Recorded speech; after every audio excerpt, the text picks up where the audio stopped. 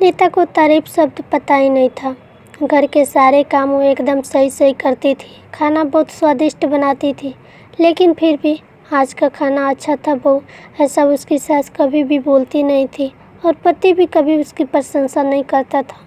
उसका बनाया हुआ खाना चुपचाप खाकर माँ और बेटे चले जाते। उसने खाना खाया या नहीं, इसका उन दोनों को फर्क नहीं पड़ता था। सास को वह पसंद नहीं थी। उसके हाथों से ज़रा सी भी भूल हो गई तो सास तुरंत गुस्सा करती थी। उससे भी बुरी बात यह थी कि नीता और उसके पति के बीच ज़्यादा बातचीत नहीं होती थी। वह उस पर ध्यान नहीं देता था। परदेश में पढ़ाई करने गया हुआ छोटा देवर मात्र समय समय पर नीता को फ़ोन करता था, पूछता था भाभी कैसी हो। उसका फ़ोन आने पर नीता बहुत खुश होती थी। अपना मन हल्का करने का उचित स्थान था नीता का। कुछ ही दिनों में देवर की पढ़ाई खत्म हो गई। वह घर आया। थोड़े समय के भीतर उसे एक अच्छी नौकरी भी मिल गई। नीता को बहुत आनंद हुआ। नौकरी लग जाने के बाद उसकी सास अपने छोटे बेटे की शादी के लिए बातचीत करने लगी, पर देवर को एक भी लड़की पसंद नहीं आती थी। इसने ही बोला होगा उसे मना करने को, सोचकर सास नीता को ही दोष दे रही थी। नीता को चिंतित देख देवर ने अपनी माँ से कहा, मैं एक लड़की से प्यार करता हूँ, मैं उसी से शादी करूँगा। उसने जिद की। देवर जी, यह बात पहले बतानी चाहिए थी ना, नीता बोली। नीता ने ये बात अपने पति के कान पर डाली। इस बात पर उसने थोड़ी किटपिट की, लेकिन लड़की देखकर वह भी तैयार हो गया। सवाल बच्चा सास का, अपने छोटे बेटे का मन कैसे दुखाएगी वह।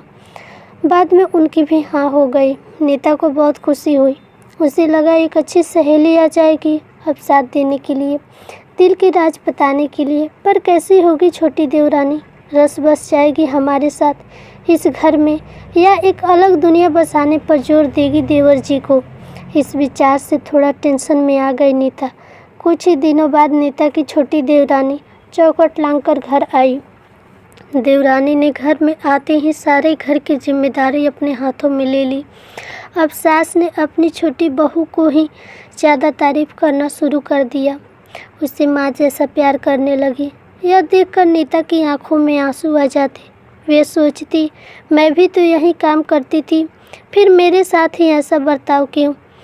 अब थोड़े दिनों बाद छोटी देवरानी पूरे घर पर राज करेगी और फिर मेरी जगह वहाँ कोने पर होगी। अपने ही विचारों में खो गई नीता। नीता के भाव समझने पर छोटी देवरानी नीता के हाथ अपने हाथों में लेकर बोली, दीदी मुझे सब पता है, मुझे अपनी छोटी बहन समझिए। देखना बहुत जल्दी सब ठीक हो जाएगा।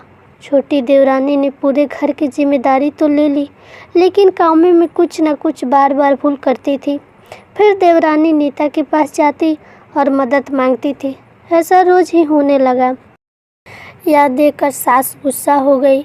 मेरे रहते हुए छोटी बहू बड़ी बहू से क्यों पूछती रहती है। फिर सास भी रसोई घर में आकर काम करने लगी। धीरे धीरे वह छोटी बहू के साथ साथ अनजाने में बड़ी बहू से भी प्यार करने का बर्ताव करने लगी। प्यार से बोलने लगी, नए पदार्थ दोनों को सिखाने लगी, भूल समझ कर समझाने लगी। अब सास और दोनों बहुओं में अच्छी दोस्ती होने लगी। इस वजह से बड़ी बहू का स्वभाव भी अच्छा होने लगा। उसके स्वभाव में खुलापन आ गया। सास भी दोनों के साथ कभी शॉपिंग तो कभी फिल्म देखने जाने लगी। वो अपनी दोनों बहू को समान प्यार करने लगी। इस वजह से घर का माहौल हंसता खेलता हो गया। इसके अलावा अपने भाई और उसकी पत्नी की बॉन्डिंग देखकर नीता का पति भी उसके साथ अच्छा व्यवहार करने लगा। यह देखकर छोटी बहू बहुत खुश हुई। दीदी घर पर पहले आप ही का हक था, ऐसा बोलकर छोटी बहू ने पूरे घर की जिम्मेदारी अपनी जेठानी को दे दी। साल भर में नीता के देवर को अच्छे वेतन और बड़ी पोस्ट पर स्थानांतरित किया गया। अब छोटी देवरानी भी अपने पति के साथ परदेश जाएगी और फिर मैं अकेले रह जाऊंगी। इतना ही नहीं, इतने सालों बाद सास का व्यवहार जो बदल गया था वह फिर से वही हो गया तो इस विचार से नीता डर गई। नीता को देवरानी की इतनी आदत हो गई थी कि उसके बिना घर काटने को दौड़ेगा। देवरानी के आ जाने से घर का माहौल बदल गया था। वह थी ही ऐसी खुशमिजाज और ऊर्जावान।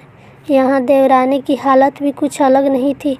उसे दुख हुआ कि यदि यहाँ रहना पड़ा तो अपने पति से दूर रहना पड़ेगा और अगर इनके साथ गई तो फैमिली से दूर रहना पड़ेगा। इस बात को लेकर वो भी चिंतित रहने लगी। देवरानी को टेंशन में देख नीता ने को रहा नहीं किया। अंत में उसने देवरानी को पूछा तो देवरानी ने जवाब दिया कि दीदी, मैं सारा दिन नए स्थान पर अकेली रहूँगी, उससे अच्छा मैं यहीं हूँ।